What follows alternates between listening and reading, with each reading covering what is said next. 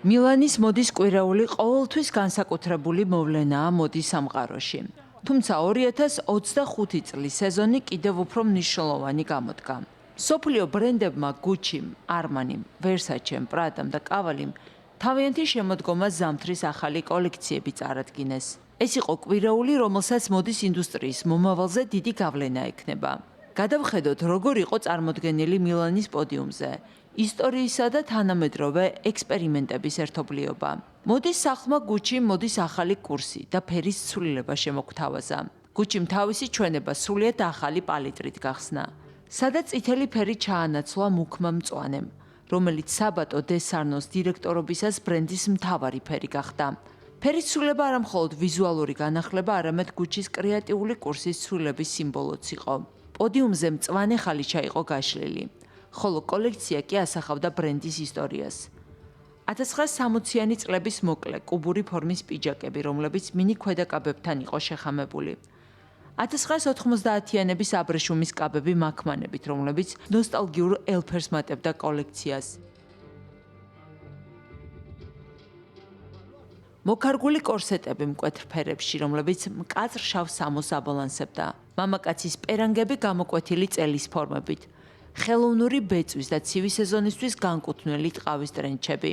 გუჩიმ ამ კოლექციით თავისი გარდამავალი პერიოდი წარმოაჩინა და მიუხედავად იმისა, რომ ჯერჯერობით უცნობია, ვინ იქნება მოდის სახლის კრეატიული დირექტორი, აშკარაა, რომ ბრენდი ახალი კონცეფციით ახლდება.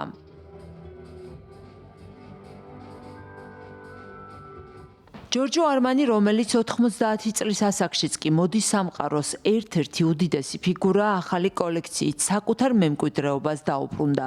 ტექსტურებისა და ელეგანტურობის ნაზავი ეს იყო მთავარი მესიჯი, რომელიც პოდიუმზე ვიხილეთ.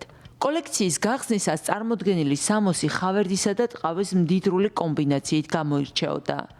სილუეტები ზედმეტ დეტალებს იყო მოკლებული, რაც არმანის ხელწერას უსვამდა ხაზს. ძირითადი ფერები მიწის ტონები, მუქი ნაცრისფერი, შავი და ოქროსფერი იყო.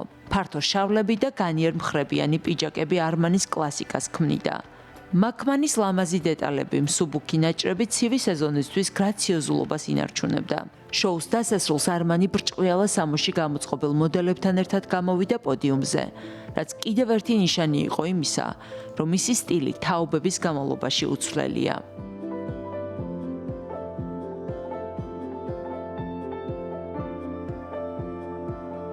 ვერსაჩეს ჩვენება დრამატული და ენერგიული იყო. კოლექციამ ერთგვარი საბრძოლო განწყობა შექმნა და ის თითქოს ძალას, წინააღმდეგობასა და სექსუალურობას აერთიანებდა. ვერსაჩემ წარმოადგინა კომბინიზონები და პალტოები, რომლებზეც ცხოველები იყო გამოსახული. ვერსაჩესთვის კლასიკური ელემენტების სიმბოლო იყო. მზინავი მეტალის კაბები და ტოპები. მაღალქუსლიანი ჩექმები და მჭიდრო სილუეტები, რომლებიც სხეულის ხაზებს კიდევ უფრო კვეთდა. ვერსაჩეს სექსუალურობა აბრეშუმის კომბინიზონებით და მკაცრი პიჯაკებით იყო გამოხატული. ქუდები, რომლებიც ბრძოლის დასრულების განწყობას ქმნიდა. ამ კოლექციით ვერსაჩემ კიდევ ერთხელ წარმოაჩინა ენერგიული და გაბედული ქალის სახე.